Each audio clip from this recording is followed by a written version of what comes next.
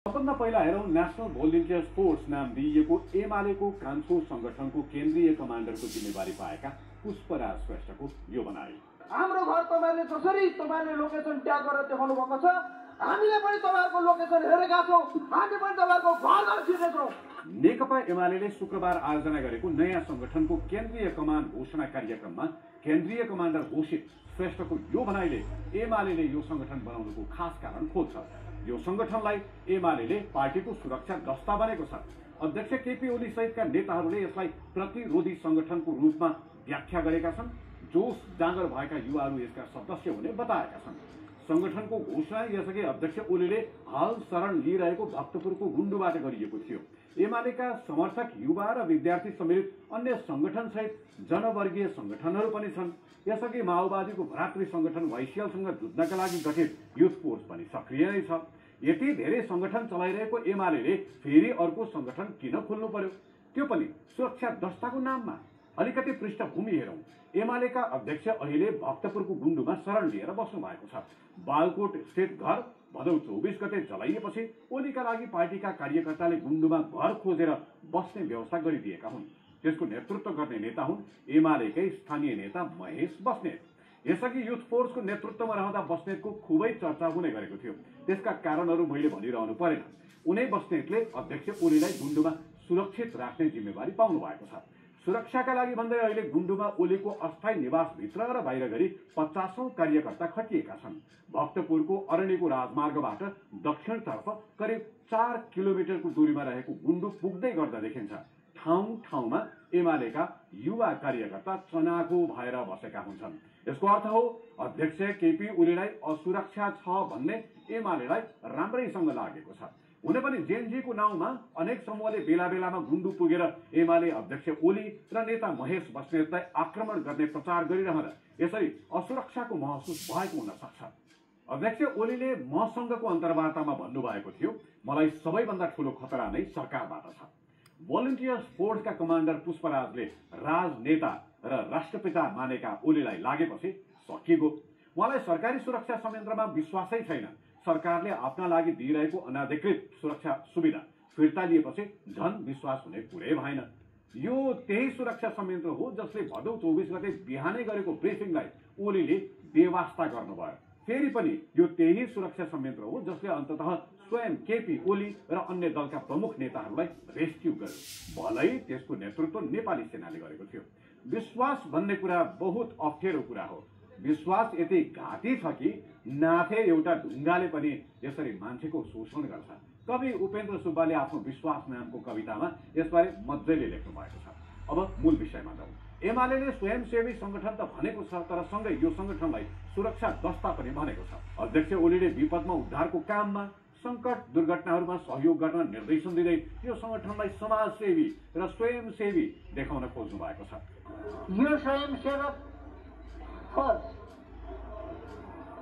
यो कसैको अहितको लागि गठन भएको होइन। तर सँगै उहाँले यो यस्तो समाजसेवी वा स्वयंसेवी संगठन भन्दा फरक प्रकारको भएको आफ्नै मन्तव्यमा स्पष्ट पार्नु भएको छ। अध्यक्ष ओलीले संगठनलाई निर्देशनात्मक सम्बोधन गर्दै भन्नुभयो, राज्यको संयन्त्रले मात्र शान्ति सुव्यवस्था कायम गर्न सक्दैन। सरकारी र व्यक्तिगत सम्पत्तिको रक्षा गर्न सरकारी सुरक्षा संयन्त्रले गर्नै सक्दैन। राज्यले मात्रै शान्ति सुव्यवस्था कायम गर्न सक्ने अवस्था रहेन। हामीले देख्यौं, हामीले भोग्यौं। पटक पटक प्रधानमन्त्री भइसकेको, सुरक्षा प्रशासनकै नेतृत्व गर्ने गृहमन्त्री समेत भइसकेको नेताबाट यस्तो सुनिनु अनौठो कुरा हो। शान्ति सुव्यवस्था कायम गर्नका लागि यो दस्ता तयार गरिएको भन्दै ओलीले 2 महिना अघि मात्रै आफैले नेतृत्व गरेको राज्य संयन्त्रको खिल्ली उडाउनु भएको छ। सरकारले शान्ति सुव्यवस्था कायम गर्न सकेन र सक्दैन भन्दै चुनावको सम्भावना नभएको दावी अध्यक्ष ओली गर्नुहुन्छ। तर चुनावका लागि अत्यावश्यक शान्ति सुव्यवस्था बनाउन एमालेले के गर्यो? भड्काउपूर्ण अभिव्यक्तिको श्रृङ्खला, मुठभेड प्रेरित गतिविधि र कतिपय स्थानमा मुठभेडको सुरुवात समेत एमालेले गर्दैछ। यस्तो प्रवृत्तिले न शान्ति सुव्यवस्था बनाउन सहयोग हुन्छ, न त नागरिकको जीवधनकै सुरक्षा। ताज्जुब त के भने ओलीले नागरिकको जीवधनको रक्षाका लागि यो दस्ता तयार भएको भनिदिनु भयो। खुदै यो संगठनसँग असहमत राख्नेहरूको पनि जीवधनको रक्षा गर्ने, अधिकारको रक्षा गर्ने कामका लागि यो गठन भएको। यति कुराबाट बुझिन्छ एमाले राज्यको सुरक्षा संयन्त्रको समानान्तर संगठन बनाएर सरकारलाई धम्क्याउन खोजिरहेको छ। किनभने शान्ति सुव्यवस्था कायम गर्ने, नागरिकको जीवधनको रक्षा गर्ने काम सरकारी सुरक्षा संयन्त्रको हो, प्रहरीको हो, न कि कुनै दलको रात्रि संगठनको। सरकारी सुरक्षा संयन्त्रमाथि दबाव सृजना गर्ने र त्यस मार्फत सरकारलाई नै दबावदार राख्ने एमालेको नियत हो। ओलीले यति मात्र भन्नुभएको छैन, उहाँले सिधा भन्नुभएको छ, कसैले शान्ति भङ्ग गर्न खोज्छ भने यो दस्ताले प्रतिरोध गर्छ। यो हिंसाका विरुद्ध हो, लुटपाट र तोडफोडका विरुद्धमा हो। ओके, मानियो, तर तोडफोडका विरुद्धमा यो दस्ता हो भने तोडफोड गर्ने, लुटपाट गर्ने र हिंसा गर्नेहरूलाई यो समूहले के गर्छ? प्रश्न छैन, प्रश्न छ त केवल एमाले मुठभेड चाहन्छ।